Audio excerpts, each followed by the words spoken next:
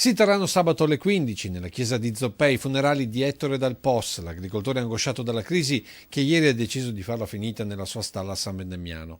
L'ennesima vittima di questa crisi, dove gli imprenditori sono lasciati soli in prima fila, il commento dalle associazioni di categoria.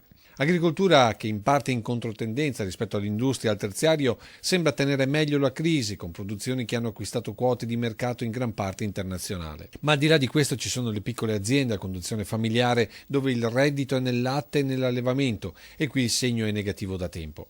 Rese sempre inferiori, con spese di mantenimento sempre più alte, avrebbero innescato nell'agricoltore un'insicurezza dapprima sotterranea, poi sempre più evidente. L'incubo era diventato il mutuo, davanti al quale forse è stato lasciato solo, come molti altri nella triste lista dei gesti estremi. L'ho definito bollettino di guerra in molti casi. Siamo ormai una settantina di imprenditori che si sono suicidati.